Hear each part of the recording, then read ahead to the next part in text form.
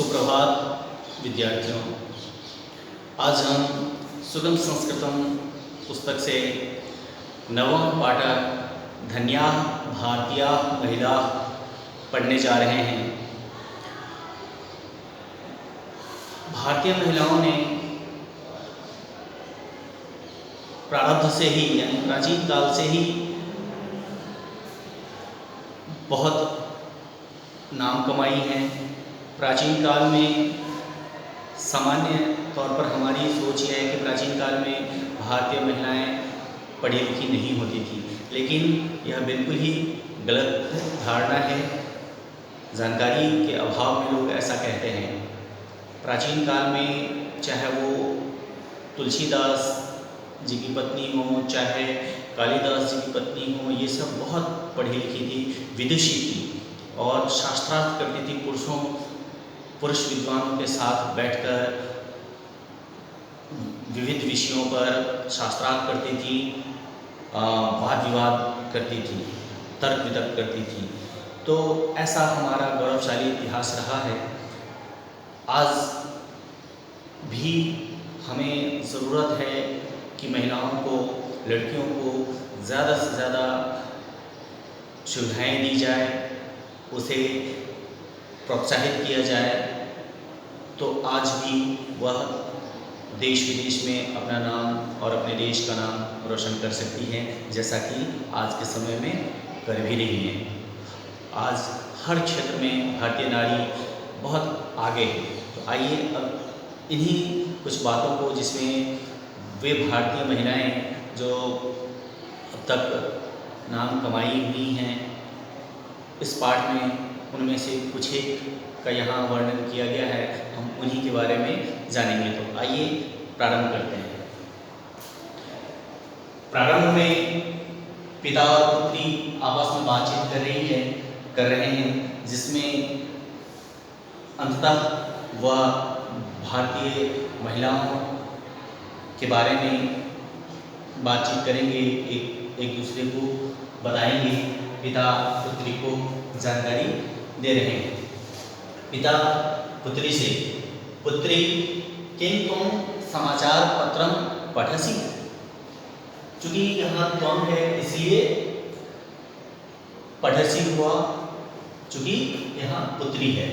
तो इस कारण से पिता प्रश्न कर रहे हैं कि हे पुत्री, क्या तुम समाचार पत्र पढ़ती हो? पुत्री जवाब देती है हाँ पितृ महोदय, हाँ पिताजी पढ़ती हूँ।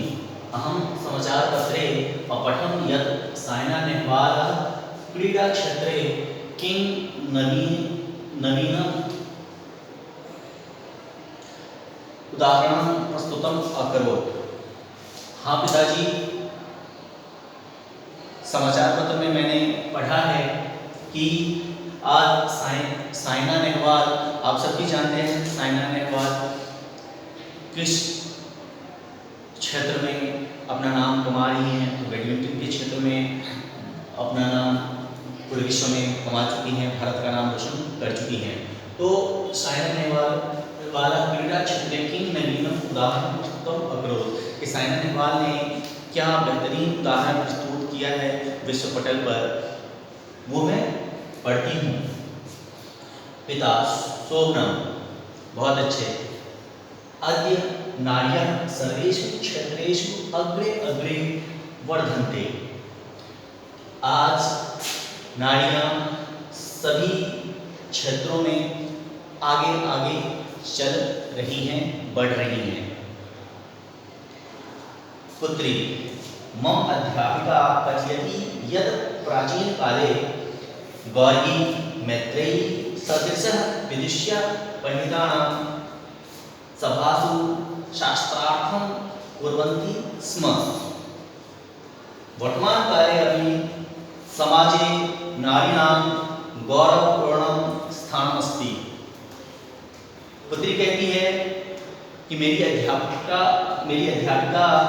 कहती हैं कि प्राचीन काल में गौरी मैत्रेयी जैसी विदुषी हुई, जिन्होंने सभाओं में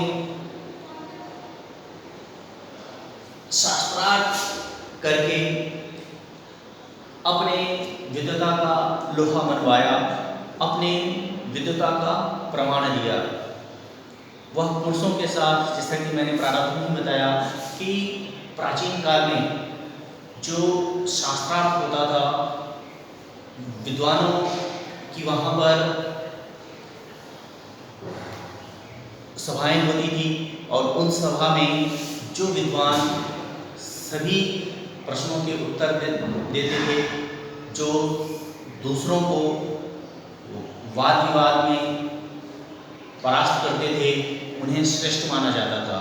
तो उनमें गौरवी मैत्रेयी जैसी विदुषी भाग लेती रही और अपना लोहा मनवाती रही। वर्तमान काल में भी समाज में जो भारतीय नारियां हैं वह अपना गौरवपूर्ण स्थान रखती हैं, उनका भी गौरवपूर्ण स्थान है।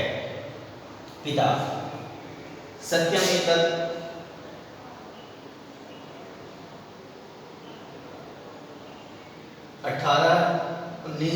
तमे ख्रिस्ताब्दे नारी समुदायः स्वतंत्रतायाः कृते संघर्षम् अकरोत्, अनेकानि उदाहरणानि सन्ति। पिता कहते हैं कि तुम सही कह रही हो बेटी, 18वीं 19वीं सदी में, इसका मतलब है सदी, सन कि 18वीं 19वीं शताब्दी में जो नारियां हैं उन्होंने स्वतंत्रता संग्राम में भी, आप सब जानते हैं कि 17वीं शताब्दी से 18वीं शताब्दी से लेकर 18वीं 19वीं शताब्दी यानी लगभग 200 साल तक अंग्रेजों ने भारत पर शासन किया और उस समय पुरुष तो थे ही स्वतंत्रता संग्राम में जो अंग्रेजों को भगाने के लिए संकल्पित थे, लेकिन नारियां भी उनमें पीछे नहीं थी। उन्हीं का यहाँ पर जिक्र हो रहा है कि बहुत सारे उदाहरण हैं जिसमें कि नारियां भी स्वतंत्रता संग्राम में बराबर का सहयोग दे रही थी। अब उन्हीं उदाहरणों में से एक जो सरोजिनी नायडू आपके पाठ का एक टॉपिक के रूप में है, तो हम यहाँ सरोजिनी नायडू के बारे में जानेंगे कि वो क्या थी। आइए अब जानते हैं। श्रीमती सरोजिनी नायडू 1879 तमे वर्षे फरवरी मासस्य त्रयोदश्यां तिथौ जन्म अलभत। श्रीमती सरोजिनी नायडू जिनका जन्म 1879 ईस्वी में के फरवरी महीने में 13 तारीख को हुआ था। यं राष्ट्रं बहु असेवत, उन्होंने राष्ट्र की बहुत सेवा की। असेवत का मतलब सेवा करना, उन्होंने राष्ट्र का बहुत सेवा की है। त्रयोदश वर्षीया यं स्वतंत्रता संग्राम में अकुर्दत, महज 13 वर्ष की आयु में वह स्वतंत्रता संग्राम के उस युद्ध भूमि में प्रवेश कर गई, सहयोग देने लगी और भारतीय स्वतंत्रता सेनानियों के कंधों से कंधा मिलाकर चलने लगी। और इसी कारण से उन्हें कारागार में भी डाल दिया गया।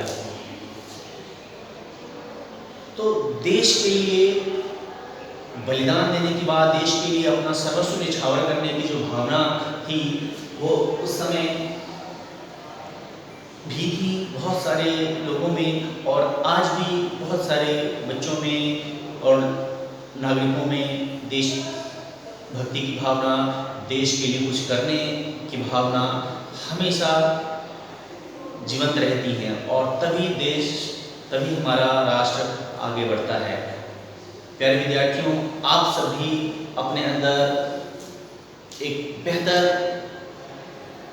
कुछ बेहतर करने की जो भावना है वो हमेशा रखें, और कोई भी कार्य करें तो उसको यह सोचकर करें कि क्या यह हमारे और हमारे देश के हित में है।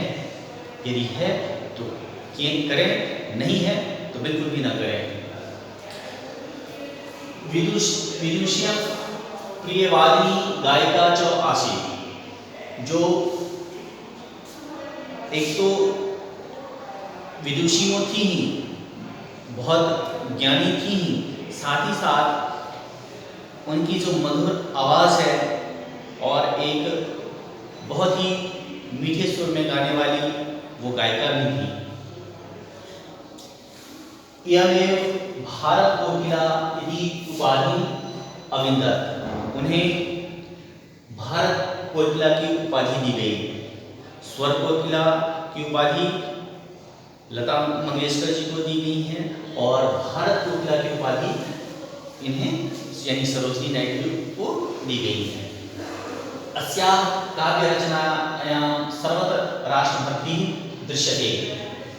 उन्होंने कविताएं भी की हैं, काव्य सृजन भी किया है, और उसमें उन्होंने देश की बात की है। हमेशा उनकी सोच में, उनके लेखन में, आहार व्यवहार, हर एक चीज में देशभक्ति दिखाई देती है।